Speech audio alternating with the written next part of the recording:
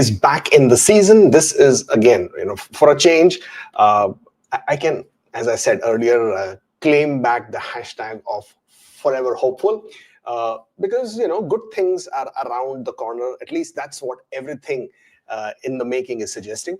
And of course, I'm referring to the express entry pool. So if you're looking for anything else, no, that's not what I'm talking about. I'm talking primarily about the express entry pool and how things are lining up for a more fairer playing ground, so that everybody who's in the express entry pool can then take an advantage from it.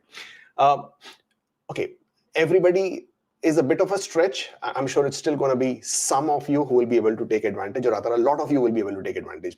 Now, very recently, thanks to a colleague who's also an RCIC, Burku Akiol, she was able to obtain through the ATIP notes the data which reflects how many people were in the express entry pool with the job offer points as of the 16th of March, which was the last pool breakdown that we have.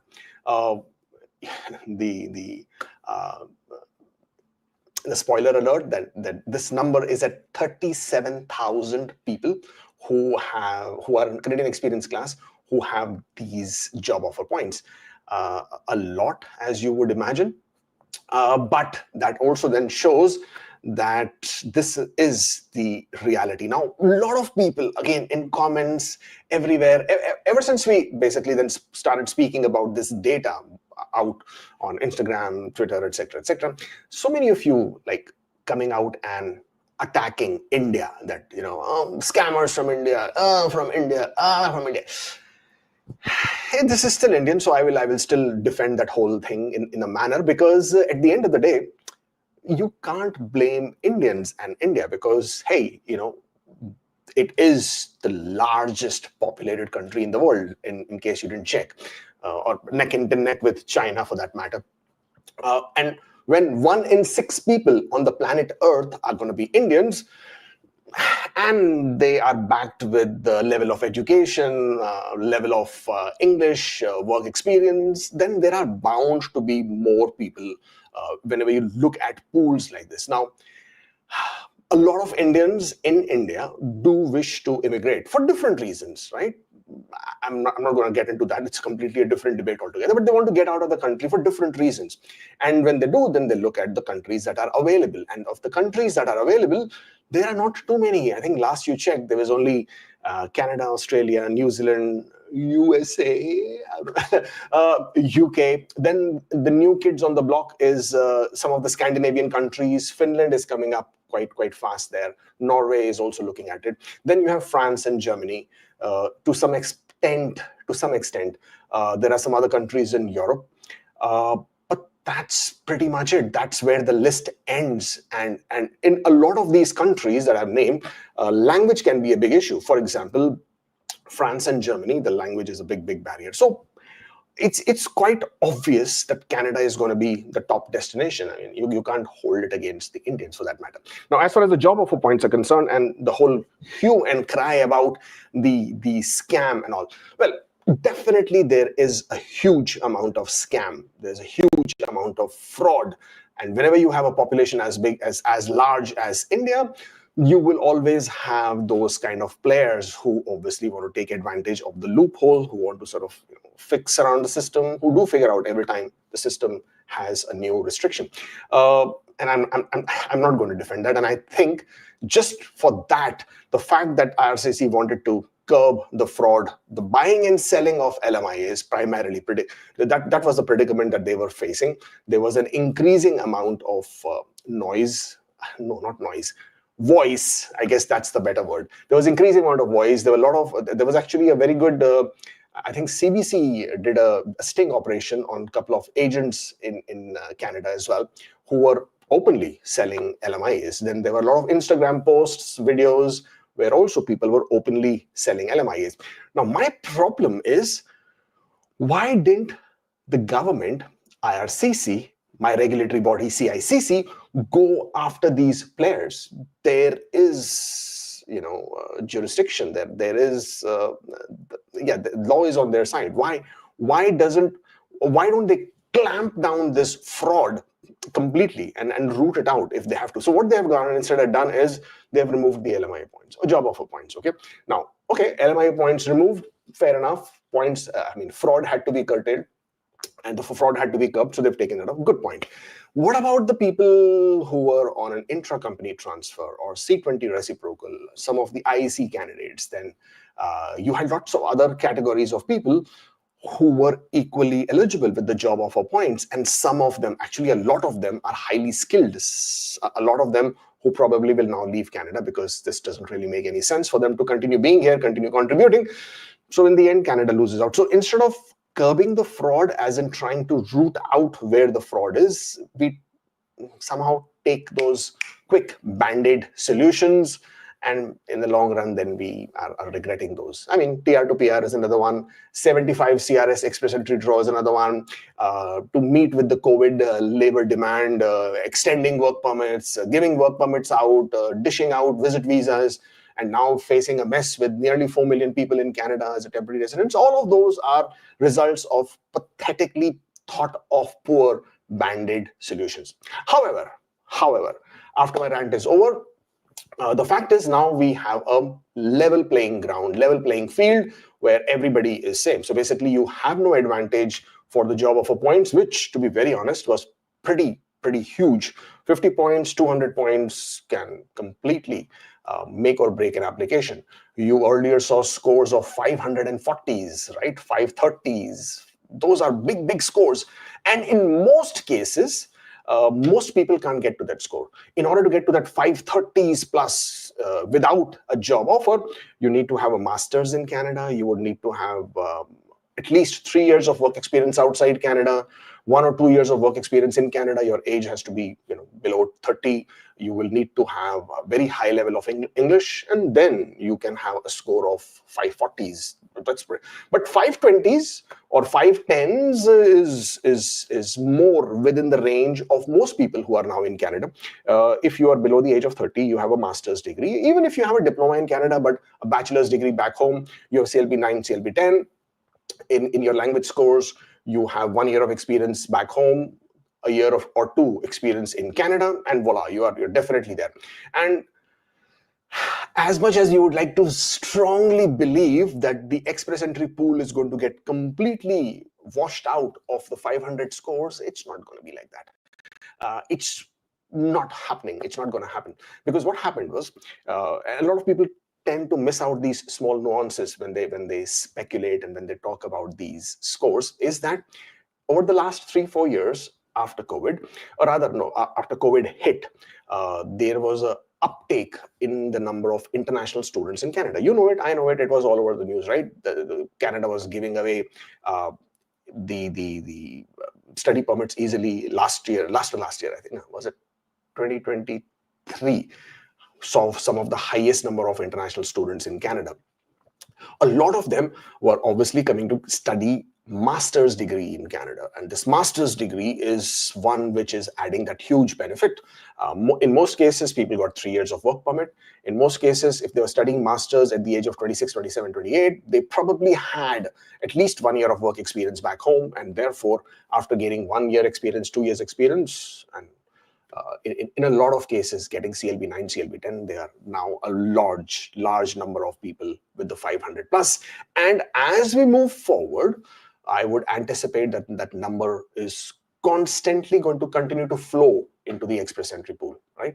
So it's not going to be that you will never see 500 plus scores. It is just going to be that the number is going to trickle down a bit because no more job offer points. So this is the big level playing news, to be honest. It makes a lot of difference.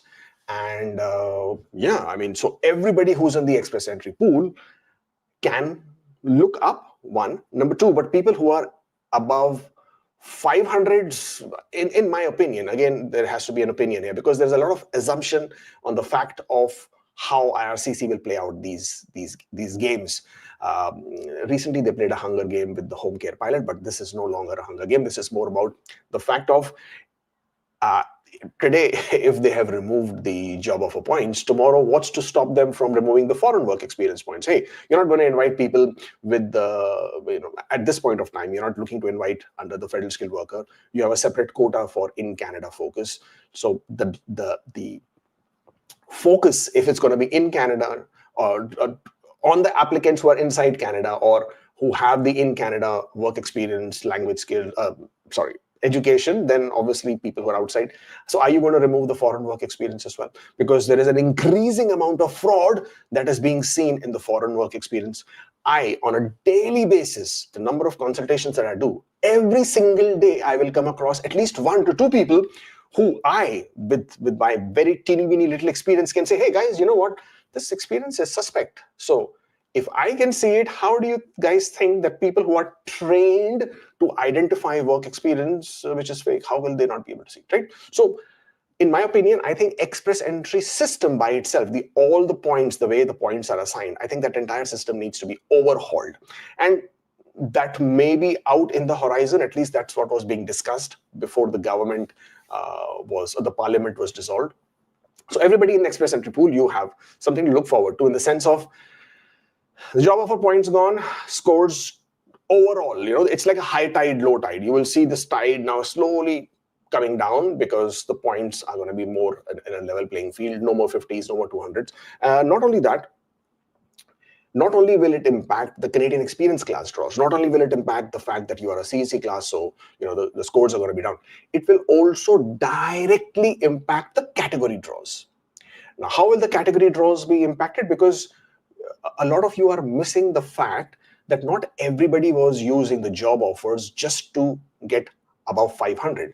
A lot of them were actually using the job offer points just to make sure that they are in the 480s, 490s, 470s range, so that they could take advantage of the category draws when it happens. The trade category, hey, all the cooks in the house, yay.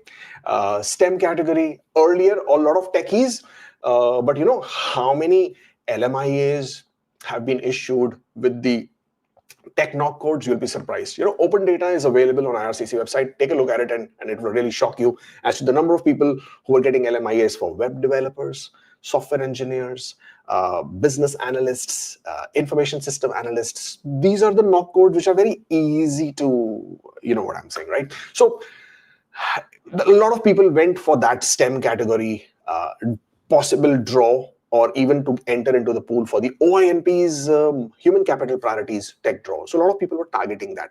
So for example, if you are a person who's of the age of 40 plus, even if you have studied in Canada, even if you have 1 year of work experience in Canada, 3+ years of work experience outside Canada, but your language results are not allowing you to get to that level, right? So job offer points sounds like a good plan. So you can get to the 480, 490 level, hopefully target the STEM category, hopefully target the Ontario's tech draw category.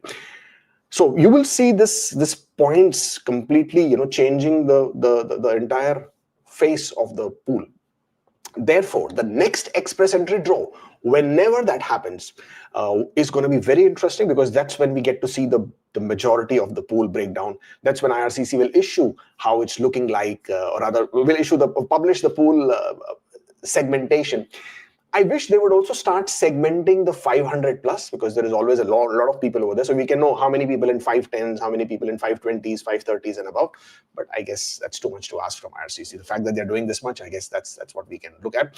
So this segmentation, this pool breakdown will give us a very good perspective, very good idea as to how much of a difference this removal of job offer points is going to make. The question then is, when is the next express entry draw? Well, I wish I knew. But this is something which I told you. So I have this I told you so moment. So therefore, I told you so.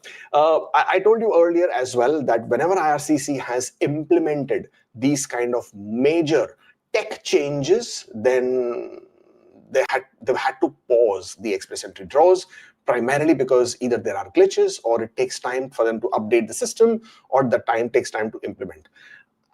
Again, I'm not techie. I don't really have that much or any amount of tech knowledge. But if you are out there and if you're writing code and if you were to do this system changes, don't you think that it would be some few entries of your keyboard that should remove points from everybody across the whole express entry pool? I would have thought so, but apparently not, because they are removing points in batches. And I know for a fact this morning itself, I have checked the express entry pool, as in profiles of some of the clients that I have who have job offer points for intra-company transfers, etc. Their points are still showing up, which basically means that, and also there are other people who I've known and who I've seen, their points are gone. It has been removed. So means it's not across the pool. Some people still have the job offer points reflecting, and as long as those job offer points continue to reflect, I don't expect IRCC to conduct a draw. That is probably the reason why this week we didn't see any express entry draw. We didn't even see a PNP draw for that matter. So this has to do with the fact that they are still updating, which is taking longer than usual. They said 1 week, it's gone way over 1 week now. But so we are still to see when that will happen. Hope is for next week or the week following that. At least that's what I'm hoping. Today is now also not surprisingly, but there is also now 60 days, approximately 59 days, since the last express entry draw for CEC or Canadian Experience class, and that was on the 5th of February.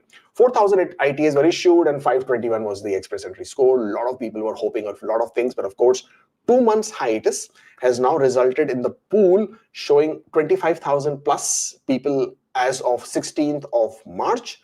But I'm assuming that number is probably closer to 27,000, 28,000, above 500, with the job offer points intact.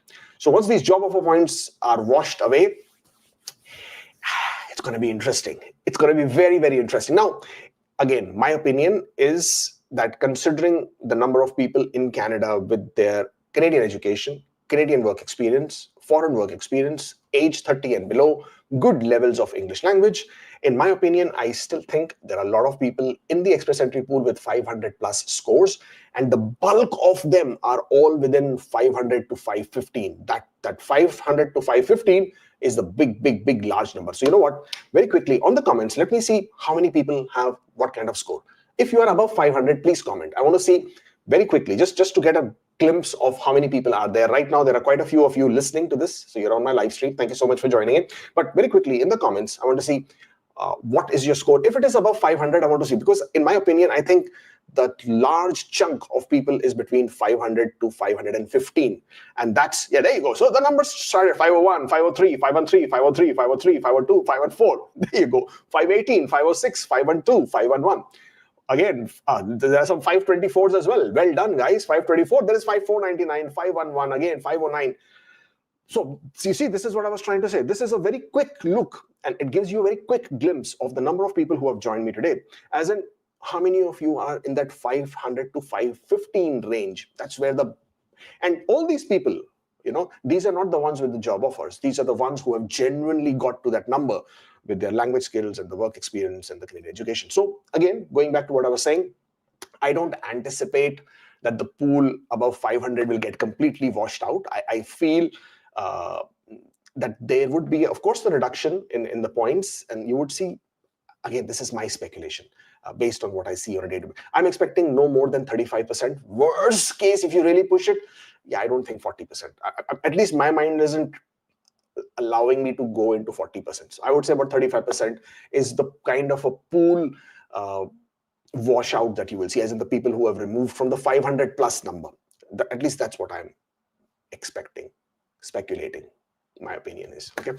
Let's see how it rolls out. Of course, as I said, a lot of people are going to be quite disappointed, of course, but actually more people are overjoyed with this fact. So this is, with this level playing field and being forever hopeful, what are we looking at now? How do the scores stack up? How does the express entry stack up? How does the future look like? First of all, today is the 5th of April, which basically means in 23 days from today, we have the general federal elections in Canada, 28th of April. When those elections happen, we anticipate that there will be a change of government, when I'm saying the change of government, right, it could be the Liberals, could be the Conservatives. Definitely don't think the NDPs are coming anywhere close to forming a government. So between these two, Conservatives and Liberals, whoever then forms the government, and then becomes the Prime Minister of Canada, and then passes an official mandate to the new immigration minister. We have a lot to be talking about that as well. So for that is for a different day. We will come and discuss more about what does Pierre Poilievre think, what does Mark Carney think, what their agendas in terms of immigration are. But regardless, the collective sentiment towards immigration across Canada is down, is going down. It's on the low end of things. People no longer are in the favor of increasing the immigration. I don't blame Canadians for that matter, because when I see around things, they're really getting bad. But then that's what happens when you apply band-aid solutions, right? When you don't think the consequences of your action, that you're just wanting to sort of implement and move on, just so that you get some brownie points from the people. You're appeasing people just for that quick solutions. Marco Mendicino did it. Sean Fraser did it. Both of these guys, I think, really made a mess of immigration.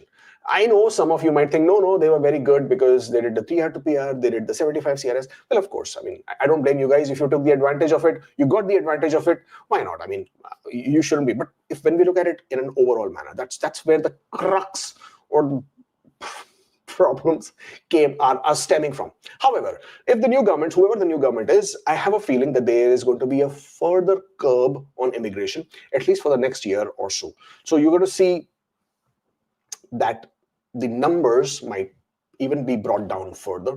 You might look at the numbers between when the next immigration tables are announced for the year of 2026, 27, 28. You might see the numbers even dropping further. You're probably looking below 350,000 people, at least per year.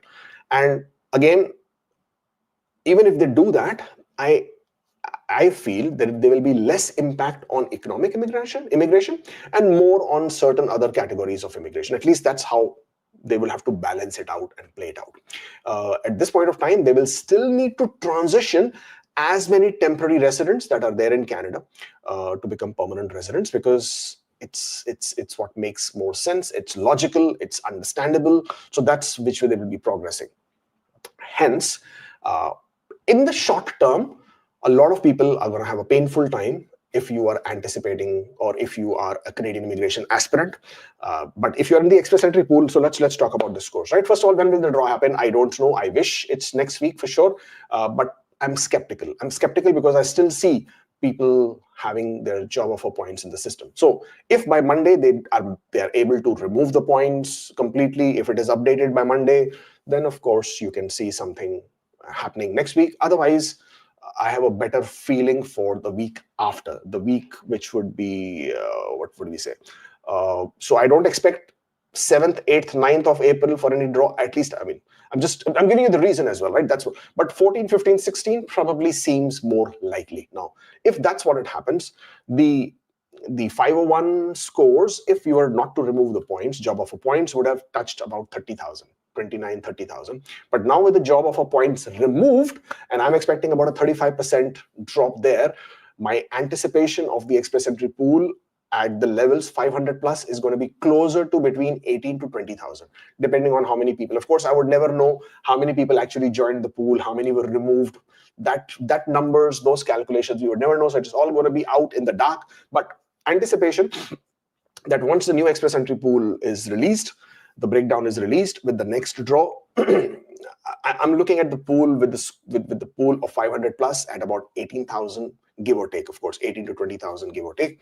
Now, with that happening, it all then falls on IRCC as to how many draws they conduct and how frequently they conduct and how many invitations they issue.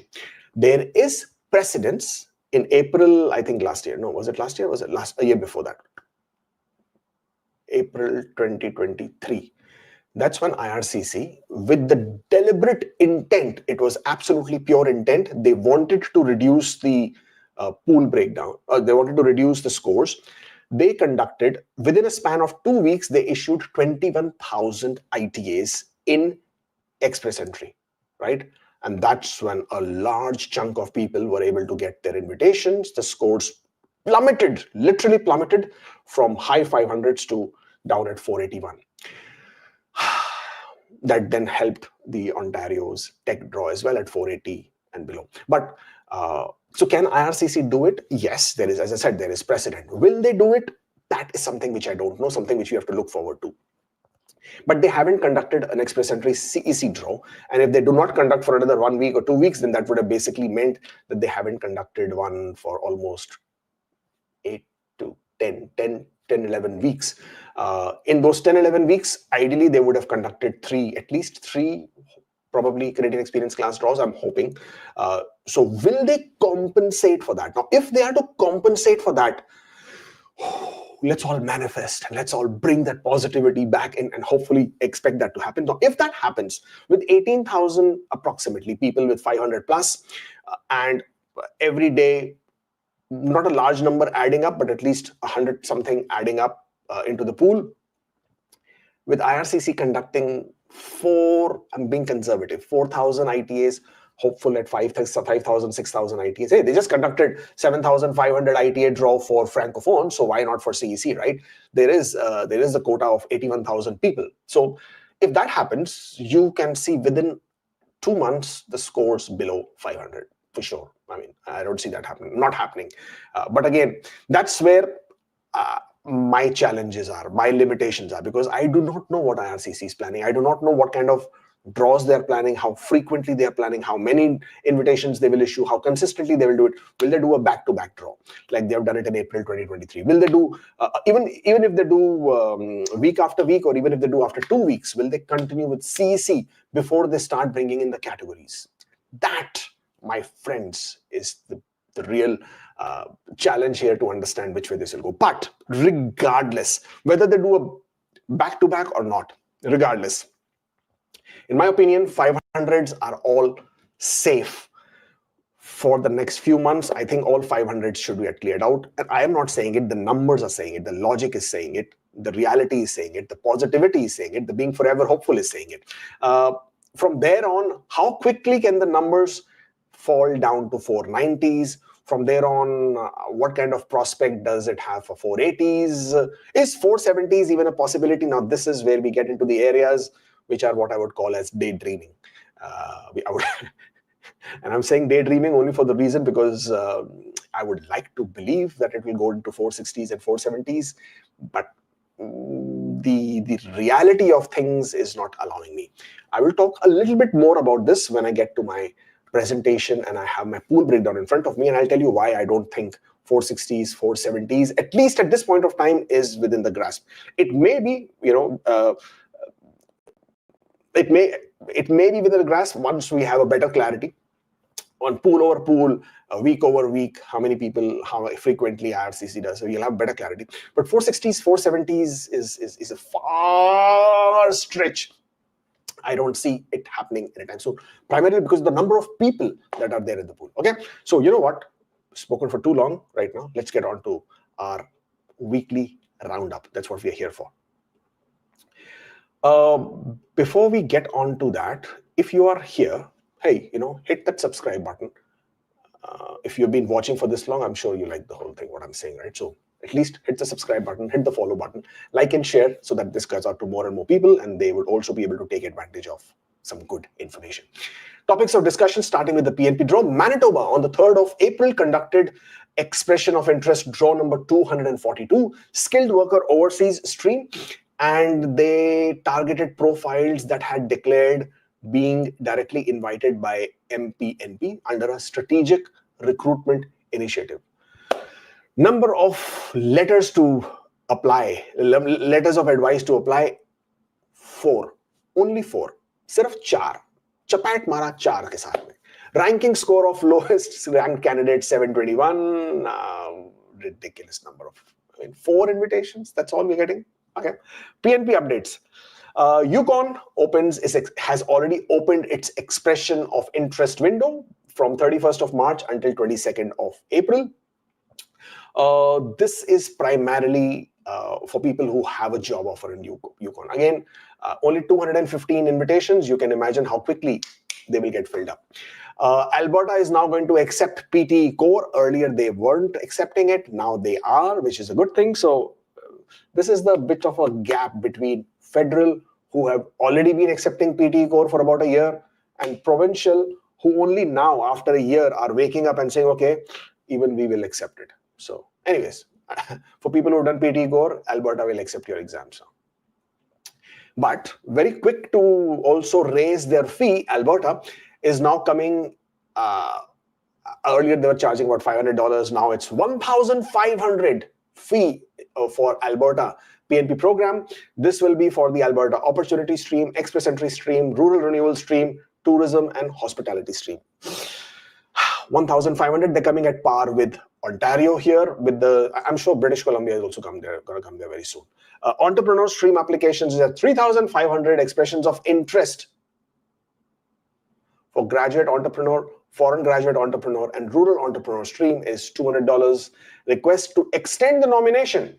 Wow. This is interesting because earlier they were not extending nominations at all. So now they're extending nominations. $150, which is good. I'm sure people will be very happy to pay $150 instead of not having a nomination at all. Request for a work permit supporting letter, $150. Request for reconsideration. If your application has been refused and you think there is a reason for them to reconsider, $250. And request for business performance agreement changes, $150. So yeah, money, money, money. Newfoundland and Labrador has issued a warning on, again, other scam. You know, if you thought scammers are there only within the LMIA business, no, you're wrong. Scammers are everywhere. And they will figure out a way of wherever you can always, find ways and means of squeezing and turning and making things into your favor. Well, it's also happening in provinces. I hope IRCC is going to now take notice on the people buying and selling job offers in the PNPs. And I'm sure you already heard of that. RCIP program hasn't opened, but the job offers are being sold. PNPs, job offers on sale. Saskatchewan, job approval letters on sale. Will you believe it that they're sold for $150,000? Really? Job approval letters for Saskatchewan? My God. So good thing with Saskatchewan, what they did, no, it's not a good thing. But let's talk about this one first. Newfoundland and Labrador, what they're saying is people who invest in businesses as passive but not as active investment, as in them being entrepreneurs, just to sort of get away with the PNP program, well, those will not be accepted anymore. They will be conducting more and more checks. And therefore, if you're considering only passive investment scheme, then Newfoundland and Labrador is not going to take it. While we are talking about the other news, let me also give you.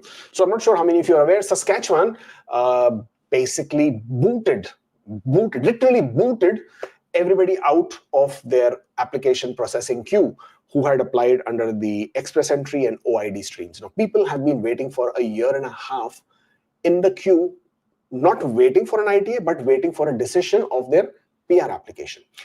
Decision of their nomination application. So Express Entry, OID, I'm not sure how many of you are aware. Saskatchewan used to conduct these draws some time back, and they would invite hundreds of people. Scores went right down to 62, 63s for certain occupations. But by and large, they would vary between 67, 68, 69, or even higher than 80s, depending whether you had a job approval letter, whether you had a family connection. So what they've done is everybody whose application was in process in Express Entry and OID kicked out, booted, unless, of course, if you had a job offer. So if you had a job offer from Saskatchewan, you had a job approval letter, those people stay, everybody else out. Can you imagine how unpredictable and inconsistent things are with immigration right now? And they're saying the reason we're doing this is because IRCC has cut their quotas by 50%. And if their quotas have been cut by 50%, then that brings us to the next question. What's going on with Ontario, right? I mean, a lot of people are, unless somebody is asking here, while talking about PNP, why there is no PNP draws coming from Ontario? I wish I knew exactly the answer. I don't. British Columbia's also quotas were reduced, but then the British Columbia is also not conducting any draws. Yesterday, New Brunswick has closed their AIP stream. Yukon only with 200 nominations. New Brunswick also imposed several other conditions on which occupations they will accept, which one they will not. Nova Scotia, same. A lot of restrictions on who they will accept, who they will not, which knock codes they will accept, which they will not. But all these changes that are happening. So, of course, Alberta now doing the expression of interest draws, and they're more and more and more strict about how they will conduct the draws. And of course, they increase the fee. British Columbia hasn't conducted draws at all for the last. So we are obviously in the second quarter of the year now, nothing much happening there, though they've already announced that their quotas have been reduced. But what about Ontario? Ontario, there is silence, right? Shh, nothing, not a sound, not a news. First, we thought that it was the elections in Ontario that was the reason why they were holding it back. Not thinking that's the issue. You see, now when IRCC decided to cut down the quotas for the they cut down the quotas for the provinces, and they said the reason we are cutting down the quotas for you guys is because you are not playing along with us. So Mark Miller, he asked all the provinces to take over some of the refugees from Quebec and Ontario, because there were a lot of refugee claimants living in Ontario, living in Quebec. So they said, okay, other provinces, you guys should take some of these guys, some of the refugee claimants, because it's creating a lot of burden on these two provinces. Provinces, nobody wanted to take them, right? So I said, Mark Miller said, okay, if you don't want workers, as you are claiming that you want workers, you want people to come and work in your provinces. So what you're going to do is, you don't want the refugee claimants, no problem. We are going to cut down your nomination quotas of 50%. So then suddenly the provinces were like, hey, but we need people. But Mark said, but you said you guys don't need people. So if you don't need people, you don't need, I'm giving you the people, you don't need them. So why do you need the quotas? So 50% slashed. But then all the provinces have announced their quotas, the refreshed quotas. Haven't heard anything from Ontario. Now, that confuses me, for the reason is because Ontario already have or already had the number of, or rather a large number of refugee claimants. They couldn't have, I mean, Mark Miller was actually trying to reduce people from Ontario to other provinces. So if Ontario already had the refugee claimants and they were already towing the line with the federal, so should their quotas also be reduced, if that was the analogy, if that was the, the logic there? So I don't know. We'll have to wait and see how that plays out, because Ontario is the only province which hasn't issued any notifications. Now, in most cases, I'm sure all of you are aware that the people who are already with Ontario, right? You already know that the nomination processes have really slowed down. The nominations aren't coming as quickly as they used to. They're taking more time. The processing times have gone through the roof. 8, 9, 10, 11 months is what we are seeing. Human capital priorities, the last draws which happened in September, October, nothing. Skilled trade stream, master's graduate stream, employer job offer streams, international student stream, all of that stuck. Actually, the draws didn't happen after September. I think last was September or October. I don't know, somewhere in that time. Nothing happened after that. Obviously, I mean, at that point of time, it was an understanding that, they're coming very close to filling up their nomination quotas for 2024, and hence they want to hold back. But 2025, we haven't heard anything. One of the reasons why I feel, one reason, is that they have taken so many applications. If you go and see Ontario's page of the number of invitations that they issued and the number of draws that they conducted, that was really large. But then Ontario also had about 20,000 plus nomination quota for last year. So this year, I don't know how many they are going to be issuing as nominations, but it is a high possibility that the reason they are holding back is because they have so many applications in the process that it just doesn't make sense for them to issue out new invitations when they haven't even been able to complete the previous one. So it's backlogs, it's clogged inventory, it's not having enough quotas, and a combination and khichdi of all of this is the reason why you don't have draw. At least that's what I believe. I don't have any inside information as far as Ontario is concerned. I'm going to get into a call with the Ontario Premier very soon, and if I hear something from him, I will certainly let you know. But no, I haven't heard of anything which is giving us any insight as to why they are not conducting the draws. But as I said, this is what I'm thinking. What do we have in other news? Do we have any other news? Oh, we do have.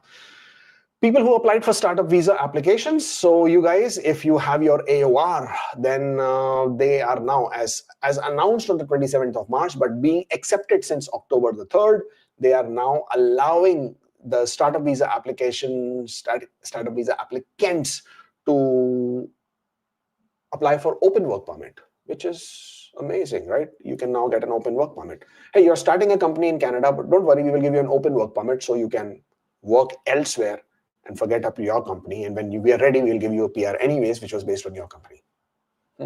Anyways, so startup visa applicants will be able to get open work permits. Good thing for them. Well, that's basically all that I have for you. Connect with us on social media platforms. We are pretty much everywhere. We are omnipresent as far as social media is concerned.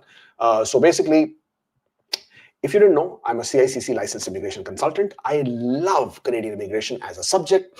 I love pouring into it. I love figuring out what exactly is working, what is not working, why it's not working. It really, really gets my juices grinding. But if you wish to hire an immigration consultant, then consider us. We do a pretty good job, pretty decent job at what we do. At least that's what I would like to believe. We do have an office. We are in North York, but you can also reach us if you want. If you're looking to hire an immigration consultant, then that's the email address, support@askkubeir.com. You can drop us an email, you can message us, and we'll be very happy to take it from there on. And if at all you want to discuss your questions, your concerns, one-on-one with me or any of my team members who are also RCIC's immigration consultants, then the link is on your screen, askkubeir.com/appointment. Very happy to talk and discuss what's going on, what are the possible options, possible solutions. But on that note, if you do book a consultation with me only to ask what is your options, I recommend don't do it. Don't waste your money. Don't spend your money. I do charge 200 Canadian dollars for 20 minutes. So yeah, don't spend that money. If all you want to ask is what are your options, because I'm going to tell you the options right now. The options for everybody are the same. It's not going to be any different. The only time things are different is when you're not able to figure out between a couple of different options. When you have multiple options, if you're lucky enough, and you're not able to see which one to strategize better for. If you have the leeway of going back to your home country and gaining foreign work experience, but you're thinking between Canadian experience and foreign work experience, then probably I can give you a bit of an insight and help you. But other than that, to be very honest, I feel extremely bad when people book a consultation, especially only to ask what are my options, and I just don't have any options to give. I mean, it's not me. First of all, I don't have any secret doors, secret paths, because if I did, trust me, I will be on YouTube making that video immediately. I love doing that. I love explaining to everybody whatever is happening right now. So for people who are looking at options, first option, of course, is you max out your express entry scores. Bang, bang, bang. You max out your scores. If you have a CLB 8, get a CLB 9. Duh, why aren't you on it already? You will be surprised how many people are still not at CLB 9 or 10 and instead thinking, should I study French? Well, yeah, you can study French, of course, but it's going to take time. If you have never studied French, if it's not in your background, you didn't do it in school, you didn't do it in college, you don't come from a francophone country, getting to that level of level 7, CLB 7, is going to take you at least 1.5 to 2 years, at least, approximately. Provided you put in a lot of hard work, 3 to 4 hours, practice every day, surrounded by people who are speaking French, watching French television, watching French YouTube videos or any other videos, and of course, taking classes and drilling at it, okay? Have people done it? Of course, there are so many people who have done it. I have got a few clients who I had recommended this couple of years back to do it, and they did it, and I was so happy to take them on as clients again, and now we are handling their applications. So brilliant if you can do it, Francophone. If not, first, bang away at your English language. Get to that CLB level 9s and 10s, or if you're thinking of, at least do a CRS calculator and see what you get at. Then, work experience. And that is another big factor. For people who came to Canada without foreign work experience, right? You are a high school diploma, you came to Canada, you've got 3 years experience, 4 years Canadian experience, and you are now saying, what should I do? Because all PNPs except for two, need employer support. So the two that don't need employer support, one is Alberta Express Entry, means if you are born under those Raj Yog, lucky stars, miracle stars, where Alberta suddenly feels benevolent and they want to smile graciously upon your Express Entry profile, they send you an Express Entry invite, a nomination invite. consider yourself very, very lucky. You should have actually invested in Lotto. You would have made more money there. But if you get invited in Express Entry in Alberta, then that is your one option where you don't really need a job offer. But nowadays, with their expression of interest, even that seems unlikely. The second one, which you don't need a job offer for, is the Ontario's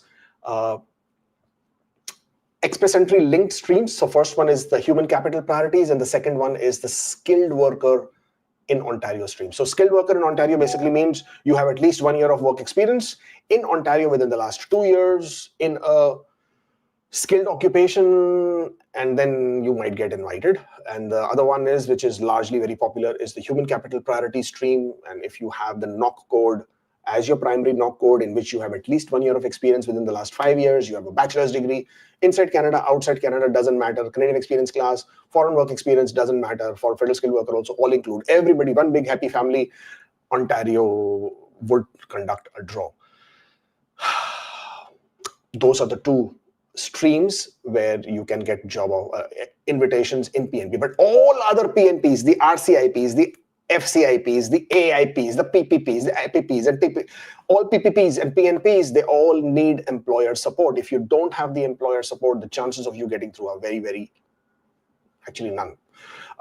Therefore, people who also then ask, what if I change my province? Well, even if you change your province, what's going to happen? You will go to a different province and you are in the back of the queue, because people have been thinking about changing provinces since the last 2 years. They've been transitioning. People from Ontario, baggage, family, and the truckloads, they all transferred to Atlantic provinces, because Atlantic provinces were doing a great job at that point of time, right? Giving out nominations, AIPs, yay, you also come, everybody come. And then suddenly, Atlantic provinces are completely clocked right here. No, not here. They're like drowning in that increase in people. They don't have any nominations to give. They're canceling, Nova Scotia canceling applications, saying, okay, your occupation is not in our priority list. New Brunswick, not very happy. The closing doors, they're closing applications. AIP getting closed. Imagine we are in the first quarter, AIP closed already, right, for New Brunswick. So Atlantic province is not a favorite anymore. RCIP opened.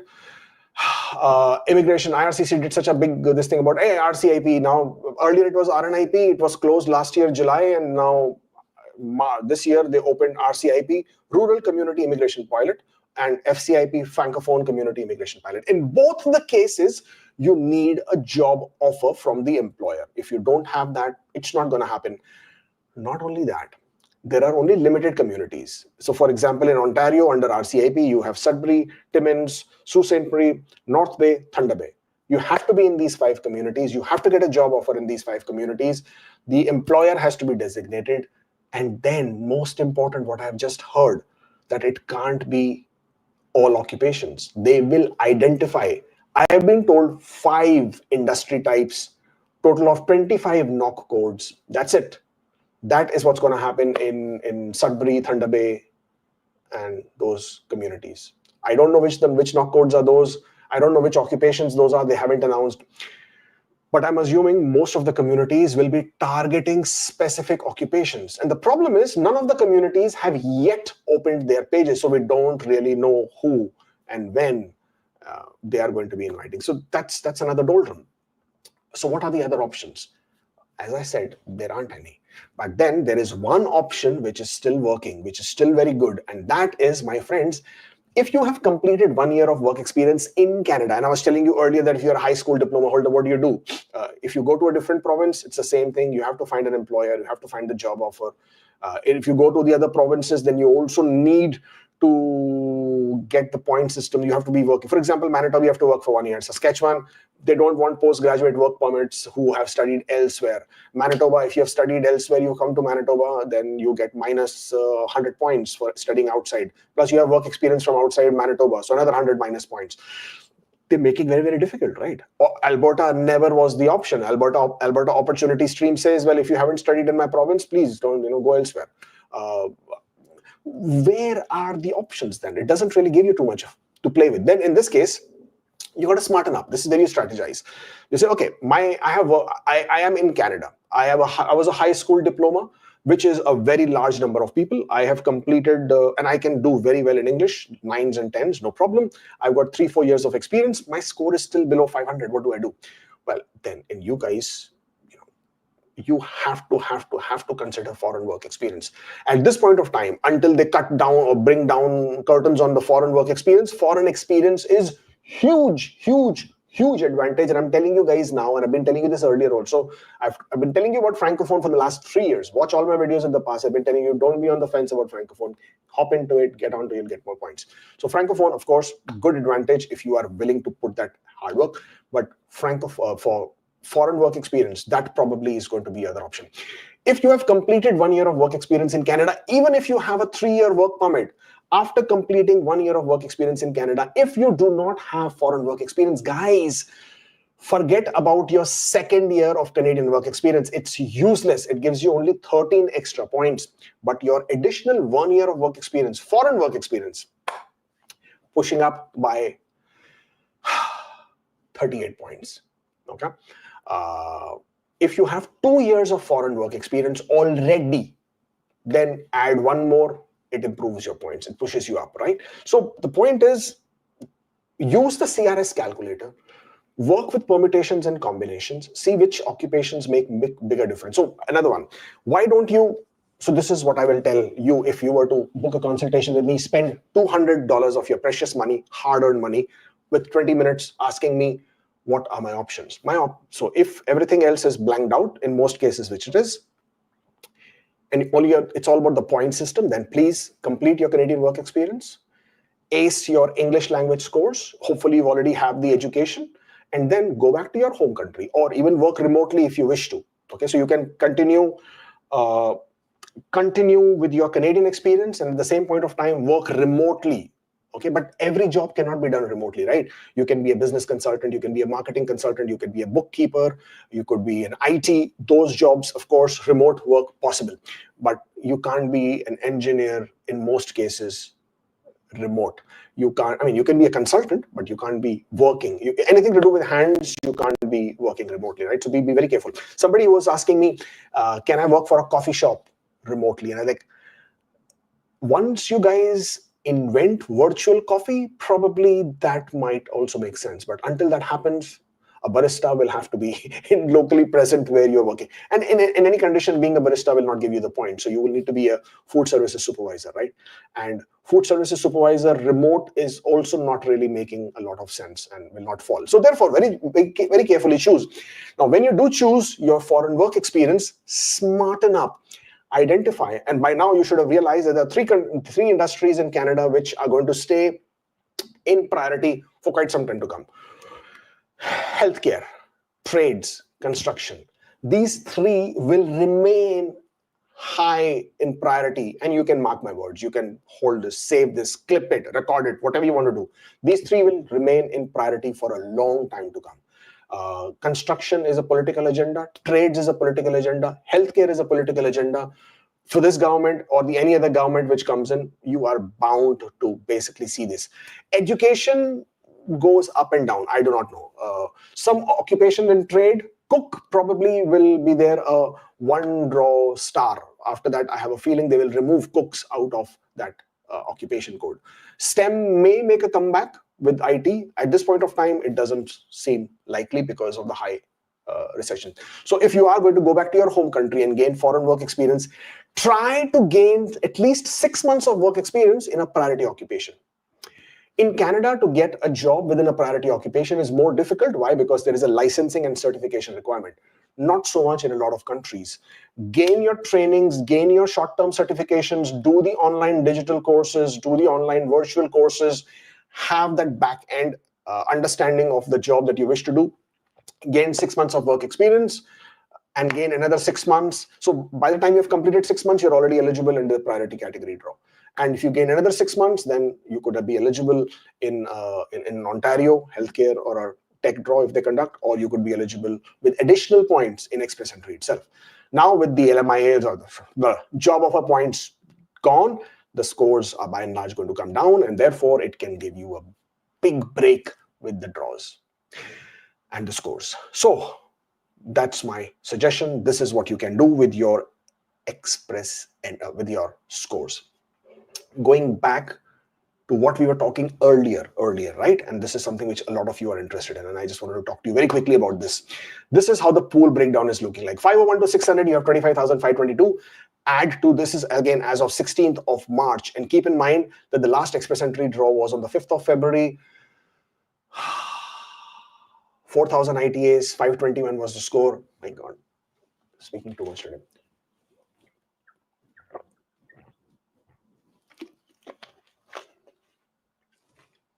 Catching moment.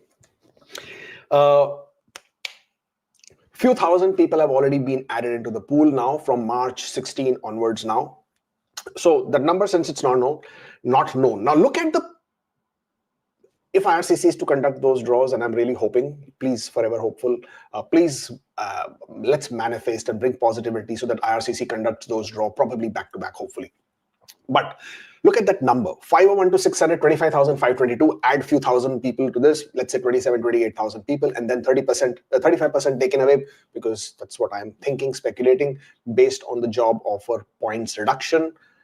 You have 18,000 people in the pool, approximately, give or take. And with these 18,000 people, if IRCC is to conduct frequent, regular express entry draws with not too many people getting added back into the pool because the job offer points are gone, no incentive anymore for people to get the LMIAs kind of a thing, and therefore with only few hundred people getting added every day, no, not even few hundred, maybe hundreds or something, that number is very quickly to dwindle down to 500, lower 500s, and then very quickly after that, even below, it can breach 500 mark probably during the summers itself, depending on how IRCC issues their invitations and the draws. Now 491 to 500. Now this is where our next target, or that is our next target group, the 13,711. That's a very big number. That's not a small number by any chance. You have to always, whenever you're looking at these pool breakdowns and you start thinking, okay, scores will come down to 460s, 470s. No, not realistically possible. Why? Because look at that number. 491 to 500, you have 13,711. 481 to 490, you have 13,343. 471 to 480, you have 16,033. So for 471 to happen, from today onwards, you have how much? 16, 13, 30, 43, 43 and 25 is like 68 plus a few thousand. Like, for it to come to 471, there are about 70-some thousand people in the pool. 70-some thousand people in the pool minus some LMIA job offer points, etc., whatever. You still have a good 45,000 in the pool. Okay. Do you really think that that's going to happen that soon? I mean, no matter how many draws IRCC conducts, how quickly they conduct, it's not going to happen. Because every single time when this happens, or you are looking at this, you have to also understand that there will be people who will add themselves into the pool. More people will complete their master's degree. More people will complete the 1 year of Canadian experience. More people will complete their foreign work experience. More people will complete their 2nd year of Canadian experience. More people will upgrade their scores. More people will get their Francophone scores added. So with all of that additions, upgrades happening, 471s, let's put it out the window. 481s also, let's keep it on the side. 491s are something which you are looking at. Somebody said, which is a very, very good point, and I will agree with that, is not all of them are CECs. I agree with you. 481s and above are all C. No, not all. 90% are CECs. And the reason why I'm saying 90% are CECs, because if you are a master's degree holder, 29 and below, 3 years of foreign work experience, CLB 10 and single, you can only get 481. You can't get more than 481. Now, to get more than 481, you must have a sibling in Canada, 15 points. You should have done a PhD, not a master's, another 15 points. Now you're in 490s. How many people do you know who are foreign federal skilled worker who have a PhD or who have a sibling? How many? Okay. So that is the reason why I'm not putting too much of emphasis on that number, right? There's always a reason to my madness. So therefore, as much as not all of them are CECs, 481 plus, majority are CECs, very few numbers are federal skilled worker, and honestly, it doesn't really matter with that number. So therefore, if you look at this pool breakdown, for it to actually come to 490, IRCC has to really, really, really play a good game with us. When I'm saying good game, I mean they have to conduct some back-to-back draws. They have to conduct Canadian experience class draws regularly. They have to conduct large size back-to-back draws to start with. Then we can see low 490s happening. Otherwise, with the way the pool is spread out, you would see definitely 500s getting cleared out, at least in my opinion, by summer. And after that, it's all about how, because you see, what another thing that people keep missing whenever they are looking at these things is that in a week that IRCC conducts a category draw, and they will conduct category draws, a CEC draw may not happen. And if a CEC draw does not happen in that particular week, means between one draw to the next CEC draw, there could be a 4-week gap. With that 4-week gap, more people keep getting added, and the pool number goes up again. May not be to the same number. So therefore, that reduction in the pool, or the draws, the scores to drop, becomes really, really slow. So therefore, you will see very quick score drop by the time it hits 515. So hopefully next draw could probably potentially be in the range of 518, 519. From there on, the next draw at 515s, depending on how many. Again, everything is dependent on the number of invitations and the frequency of the draw. From there on, the scores to drop between 515 to 500, especially not even 500, between 515 to 506, 505, 506. It's going to happen all right. But after that, it's going to take time, because there are so many people there in the pool with that number. So all dependent on how quickly, or how frequently, how consistently, and how many draws that IRCC conducts, how many invitations. This is how the scores are going to play out, how they're going to drop, and that's how this is going to roll. That's it. That's all I have for you guys. Nice, right? Very quickly go through the questions, because I am now beginning to have a bit of a throat.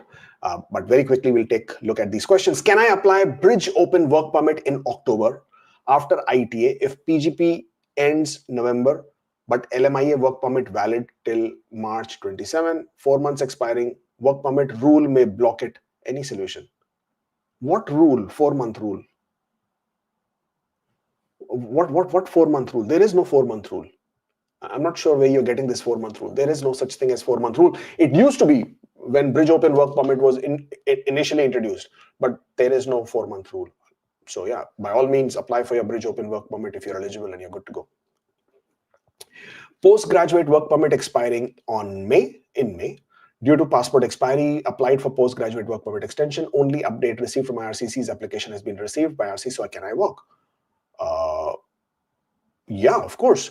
If you made your application before the expiry and you have the confirmation from IRCC that they already received it, absolutely, you can continue working. You are on maintained status, no problem there. Does IRCC accept IELTS 1 scale retake for PR? No, they don't. The only program that accepts 1 skill retake is the EMPP, Economic Mobility Pilot Program. That is mainly targeting the asylum refugee claimants in Canada. So no, by and large, IRCC does not accept 1 skill retake. Applied for wife's open work permit, medical expired, but got approval without getting any new medical request. Will a new one be asked at the airport? No, airport will not ask you for a medical, though it's always good to have one, but there might be some conditions on your wife's open work permit, as in she will not be able to work for any childcare, healthcare occupations because of medicals not being completed. So that's the only issue there. Works as a cook on minimum wage, any issue for trade? No, there is no issue for the minimum wage, as in your wages as a cook. There is no problem there. You may certainly go ahead. Got ITA recently. Degree date differs from transcript as I got it late. Is transcript mandatory for PR application submission? You can either submit the transcripts or you can submit the mark sheets, but either of the two you must submit. And the difference in the date doesn't really matter. You can always explain why there is a difference in the dates. I'm on postgraduate work permit. Should I apply VV or SP for 5-year-old? For a 5-year-old, I usually recommend a study permit. It's always better to do that. A Canadian work experience started in January 2022, ended on October 30th. How long do I have before my CEC work experience points expire? You have 2 years after the last day you completed your Canadian work experience in order for you to be eligible under the CEC. Well, a lot of people get confused with this. So you see, in order to be eligible under Canadian experience class, your work experience of 1 year should be within the last 3 years. So if it has to fit within the last 3 years, it basically means the last date of your Canadian work experience of 1 year, from that date, 2 more years, you will still continue to be Canadian experience class. After that, you will no longer be eligible as Canadian experience class.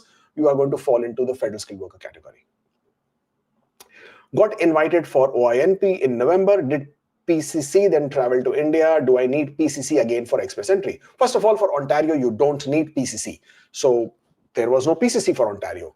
And if you did travel to India, then after you have returned back, you definitely need a new PCC, because for a country which is not your country of residence, you have to have a PCC which covers the entire duration of stay.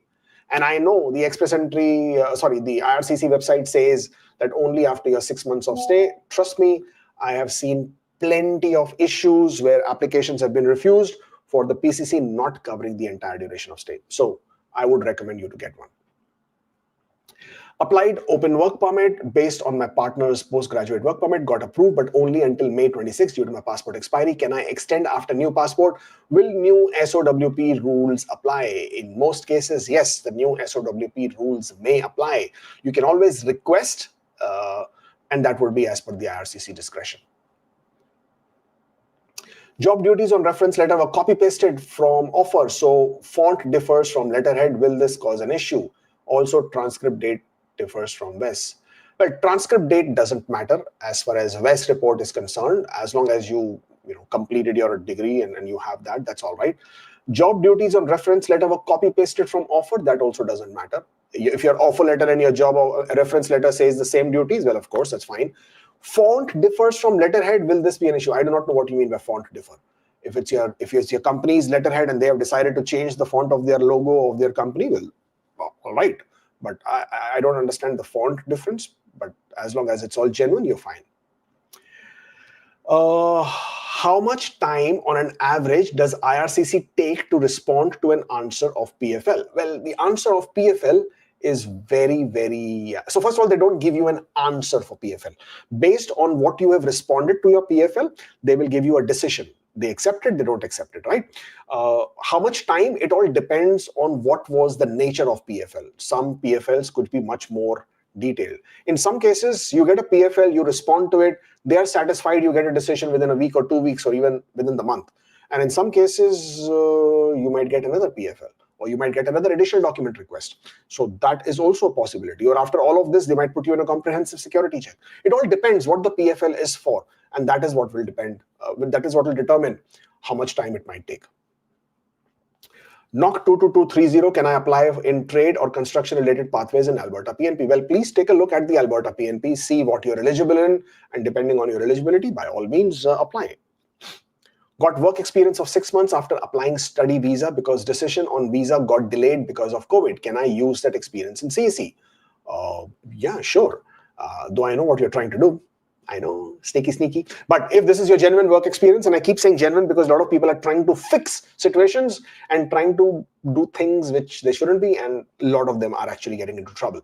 But if this is genuine work experience and you obtain this work experience after your study permit was already submitted, by all means, you can show it in the express entry. Hopefully, you would have also shown the 6 months of experience in your postgraduate work permit. Hopefully, you would have also shown it in any subsequent study permit extensions or TRV applications. Hopefully, right? And then, of course, you can claim it. Can I do remote job in India along with my full-time job in Canada to gain points for express entry? If yes, if you could share official link. Where? Well, there is no official link. You share official link with me and tell me where it says you can't do remote work experience, and that will not be acceptable. Right? So just because it doesn't say anywhere doesn't mean you can't do. IRCC has said it in several responses to the authorized representatives, where we have a specific mailbox where we can write to IRCC and ask for specific information. They've already responded there several times saying that remote work experience is absolutely fine. You see, pre-COVID, there was no concept of remote work experience. But after COVID, remote work experience has become extremely acceptable and a norm and absolutely possible. You will just have to be able to explain it and show the genuineness of that work experience, and it's absolutely good to go. 18 months experience in one company and 4 months in another, but there is a gap between of a year. Can I claim 2 years work experience in CEC?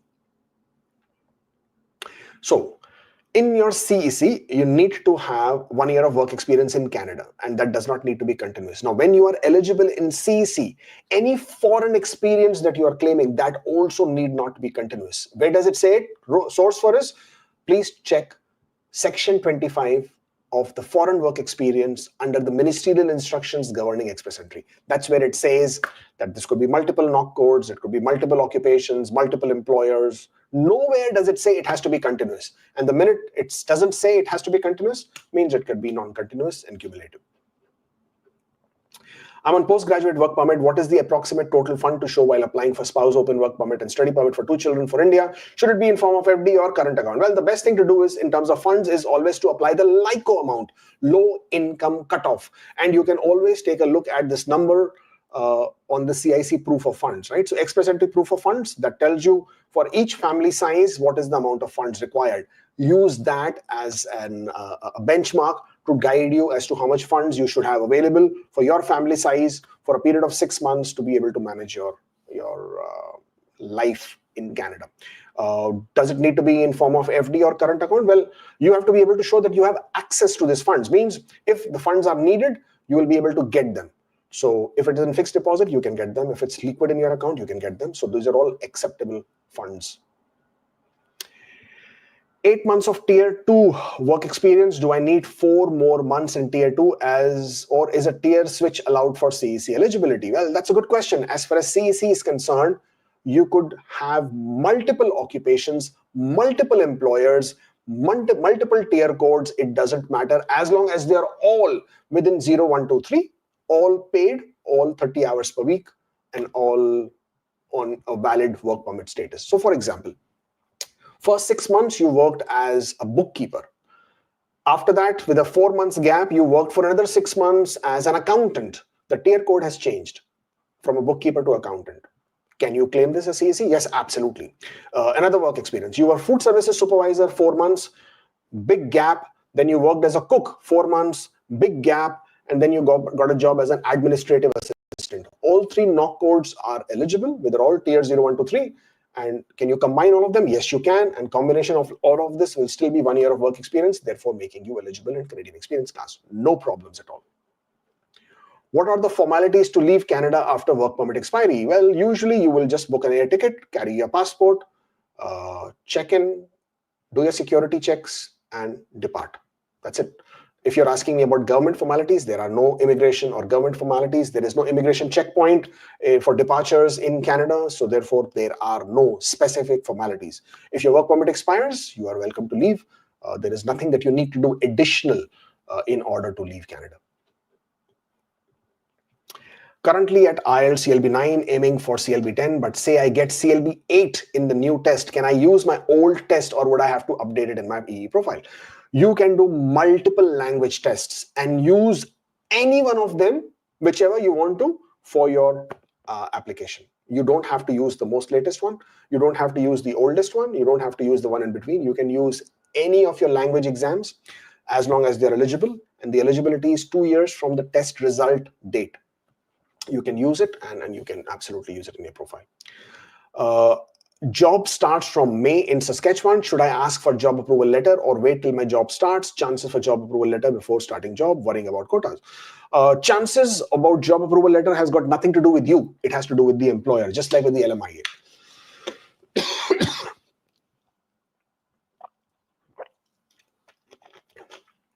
Ask your employer if they're willing to help you with the job approval letter.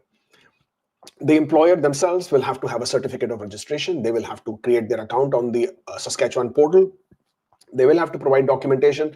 They would have to conduct recruitment efforts, and they will have to show why they need to get a job approval letter for this position. Again, as I said, it's got nothing to do with you. It's your employer, and it can take 4 to 6 months for processing. So the sooner your employer starts, the better it is. 504 work permit expiring in June. What to do? Wait, I guess, for express entry draws, hopefully.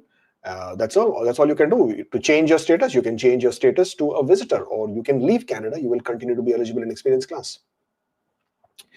Should I do spouse non-accompanying at 513 or spouse accompanying at 488 in STEM? Have only 5 months work permit. You know what? I will show you something which has really scared me. Wow, why don't I have it here? This is the problem when you don't have these. Let me see if I can find it for you, because I think I should be able to find it. This was shared by another colleague. This is not mine. It didn't happen to me. It has not come to me. This was shared by another immigration company called T Dot. Okay. Yes, it has been shared by T Dot. Let me see if I can share this with you.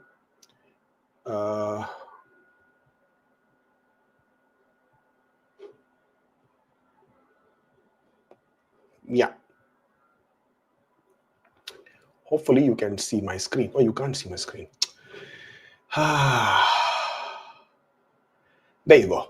I'm going to remove your question from here. Now, this was on 1st of April. This was, again, thankfully, this is not an April Fool's joke, because IRCC doesn't know. This is not my client. This is T Dot Immigration. It is available on their Instagram page. You're more than welcome to take a look at it. Now, this one is a very concerning one. Why? Because this is about spouse accompanying, not accompanying. It says that we are issuing procedural fairness letter, and we have a concern that you may have committed misrepresentation.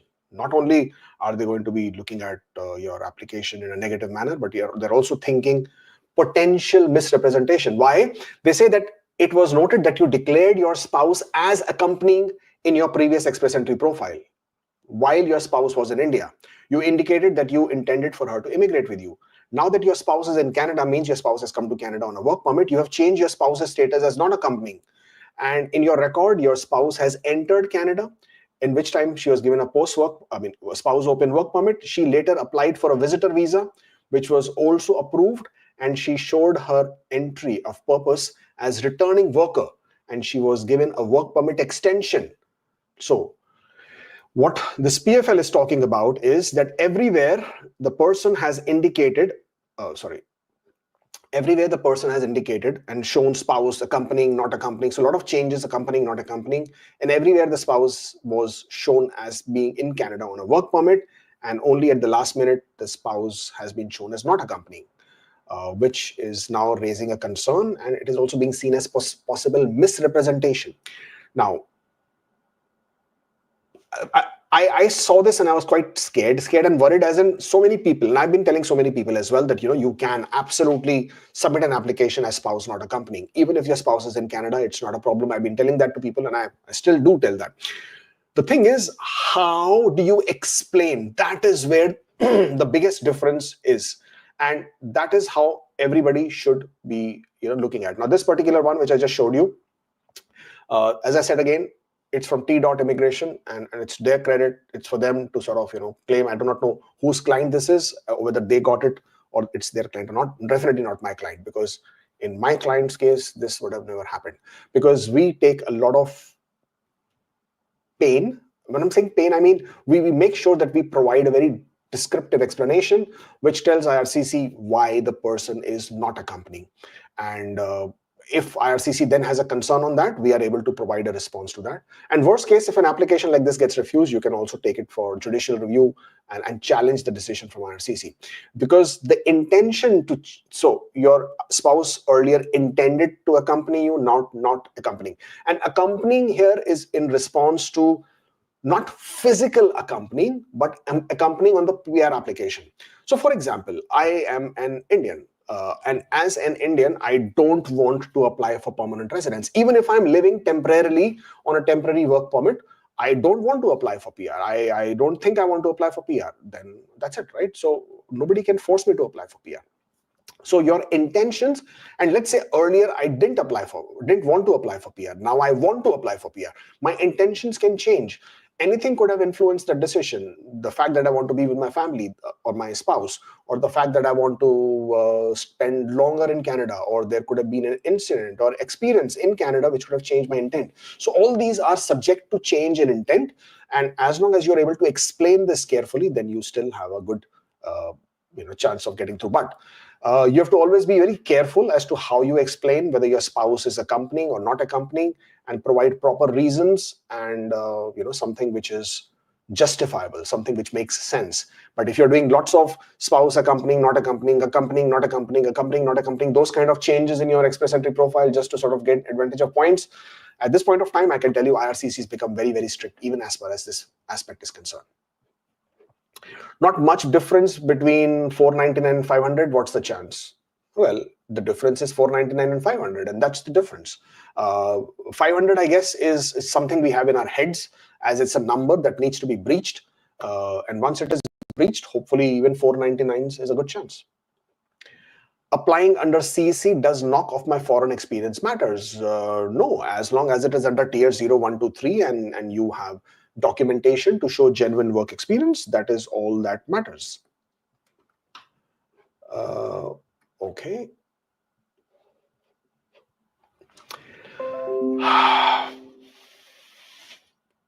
Oh no, this one is here.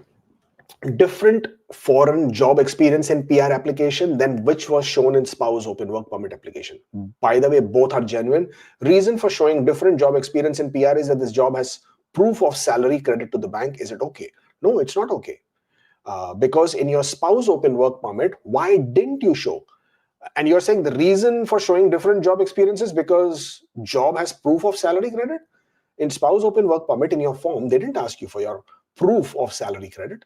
They just asked you to disclose your work experience. And with the way IRCC is clamping down on these things right now, they are extremely, extremely strict. They are looking at everything quite minutely. And anything that you haven't disclosed before and you want to now show it in your work experience, huge risk, but it's yours to take. Is it risky for PR to gain foreign experience remotely from Canada considering all documents are presented? First of all, if you are a PR, you don't need experience. So you're asking me, is it risky for PR application? Well, again, if it is genuine work experience, remote or in person, they are both the same.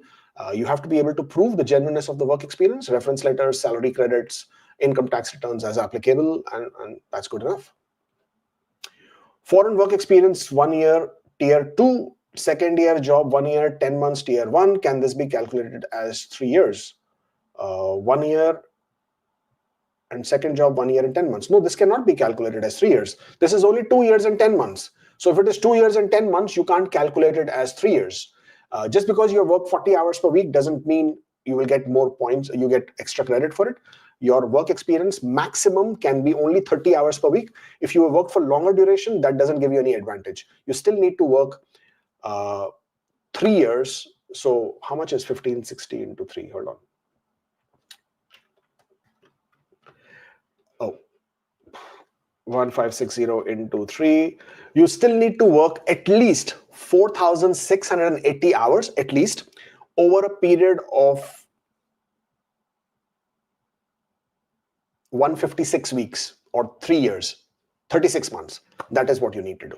Anything less is not counted as 3 years. Currently on a postgraduate work permit, if I receive an LMIA for food service supervisor, apply for closed work permit, will my spouse become eligible for extension for spouse open work permit? No, absolutely not. Food services supervisor is tier category 2 or 3 and not eligible for a spouse open work permit. 1 year of food service supervisor experience, 5 months as cook. Am I eligible for trade category right now? I have complete full 6 months as a cook. Well, you are not eligible because you don't have 6 months of work experience, but you can create your express entry profile. System may, depending on the glitch that it has may pick you up, and you will then complete your 6 months and submit your application. But yes, you can create your express entry profile if you wish, and yeah, that you should be good to go. Offer letter from 23 has duration as 365 days. I submitted offer letter, job reference, LOE for updated offer letter. What other documents can I submit if I don't get it? If I don't get what?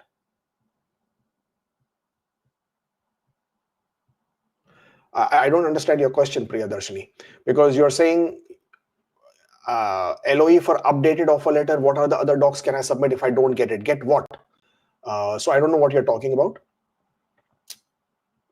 Yeah, I don't understand what you're talking about. Sorry. Nothing here. Raghav says, knock 42201 employment letter says part-time employee working an average 32 to 40 hours Will this be considered as CEC work experience, CRS 489 without CEC? Yes, 100% CEC, 100% full-time work experience. Even if it says part-time, but you completed 30 hours or more, you are still full-time and you can claim this work experience.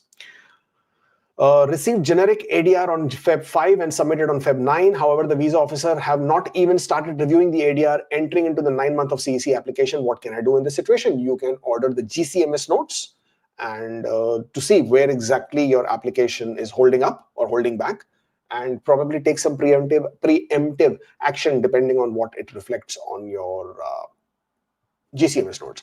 But that's, to be very honest, pretty much all that you can do. Regarding the question about my wife's medical, if we opt to do new medical before landing, will we have to raise a web form to submit it? Do we have to wait for IRCC to answer? Can we fly to Canada? You can fly to Canada and you can raise for IRCC to activate it. And when you do arrive at the port of entry in Canada, and when they're issuing your work permit, because you will have a port of entry letter, give your medicals there as well so that they can update your work permit conditions and requirements. Doing sanitation technician job, is this NOC B? I don't know. You will have to check the NOC code on the NOC website to see if this is tier category 2 or not. How to show multiple appraisals in the reference letter? Well, you can add your appraisal letters, or your reference letter can say that this person received multiple appraisals, on these dates. I got in human capital, you got into the home care worker pilot. Spouse open work permit is expiring in June. Do I need to stay in Canada even as a visitor, or can I go back home and just wait it for there? You don't need to stay in Canada. Absolutely not. You can absolutely leave Canada. You can go back and wait over there. Or by June, if any new information is available for you to apply for extension, which you might be, because you already submitted your home care worker pilot application, PR application, you can always apply for a work permit, bridge open work permit, with the explanation that your work permit, your PR application is in progress. There is a fair chance that IRCC may accept it. I'm completing my course and it's going to end on 1st of October. I'm planning to visit India from 25 September to 25 October. Study permit and visa expires in December. Okay, good. Safe travels. No problem with it. There is no issue. As long as you have a visa to return back to Canada, no problem. I have 1 year of foreign experience also shown during study permit. However, the payment was received as cash. Will it be acceptable to IRCC if I show salary slip instead of bank statement as proof? Well, as long as it's genuine work experience, you are able to show your work experience. You're able to prove that this is genuine, provide cash salary slips, payment vouchers, salary register, salary statement, income statement, salary certificate. All of these will comprise of proof of payment. If I apply a study permit, master's spouse can apply same time while I apply study permit, or spouse open work permit stays under process. If I apply study permit, master's spouse can also apply for same time while I apply for study permit. Yes. If you apply for a study permit for a master's degree of at least 16 months, your spouse is also eligible to apply for an open work permit. Nadia, I'm sorry, there's nothing here. Yashasvi. I was working remote in India while in Canada, but salary was paid in cash to parents. To support them, can we claim points for CEC? Well, it's not going to be easy, specifically if you are in Canada, but salary was paid to parents in cash. Explaining this is going to be very tricky and difficult. And in the current scenario where things are looking very, very suspect, even at smallest things, this would equally be that. And it points to probably fraudulent work experience. So you have to be very careful when you claim things like this. You are here, salary is being paid in different country in cash to somebody else. Might be difficult to prove. I've applied spouse non-accompanying and my wife is not in Canada. So after I receive my ECOPR, can I immediately apply for spousal sponsorship, or do I need to wait for a certain time? No, you can immediately apply. Once you become a permanent resident, you have your ECOPR, you are absolutely free to apply for spouse sponsorship. Nothing here. If I get new remote job the same month I travel to Canada as an international student, will the job count as foreign work experience for me? Will it also affect my 24-hour per week study permit rule? It definitely doesn't affect your study permit 24-hour per week rule. Now, as far as claiming this work experience is going to concern, technically, I don't see a problem with it. I haven't seen anybody getting successful with this. So I have to be very honest with you. I don't have any experience of this situation. And the way the technicality of the law is, there shouldn't be a problem. but you'll have to take a chance with this. I haven't seen this in my experience, so I can't give you or share that as an advice to you. Does my wife has to stop experience in express entry if she's on maternity leave? Yes, absolutely. If your wife is on maternity leave, congratulations, by the way. But if she's on maternity leave, that work experience cannot be claimed. So therefore, you must end your work experience the day she went on maternity leave. Got ITA on 5th Feb, P1 on 2nd April. Approved. Oh, that is awesome. Wow. This is what? Less than 2 months processing. Excellent. Way to go. Good application. I'm sure you were following the right person on YouTube who was giving you right kind of information, and therefore you got your application approved. Excellent. Well done, my friend. Can I travel to India and come back to Canada while my spouse open work permit extension is in applied status? Well, technically you can if you have a valid TRV to return back to Canada. However, you will no longer be on implied status on your return. So you will be coming to Canada as a visitor, and you will have to wait until your work permit is approved, and only then you will be able to start working. That is all that I had. Oh, there is one more. Okay, there will be just 5 days remaining. Forest apply postgraduate work permit. Is it okay? By the way, my trip is 25 September to 25 October and graduation ceremony. I'm sorry, but I have no idea what we are talking about here. Yeah, so if you travel outside Canada, you can return back if you have a valid TRV. There is no problem. Once you return back to Canada, you can apply for your postgraduate work permit. But I don't understand the situation here, so I'm sorry about that. But thank you so much, everybody. Thank you for joining in. This was lovely doing this all over again. We shall, of course, do it again, right, as usual, every week. Again, if you still have questions, I have been able to answer that for you. And if you want to discuss this one-on-one, please book an appointment, askkubeir.com/appointment. And if you wish to hire us as your immigration consultant, your authorized representative, then, as I said, we do a pretty decent job of how we handle applications. And support@askkubeir.com. That is that's our email address. By all means, do drop an email and we'll be very happy to handle your application. Thank you so much for joining in. It was lovely indeed. And as I'm saying, Forever Hopeful is back. And until next time, take care.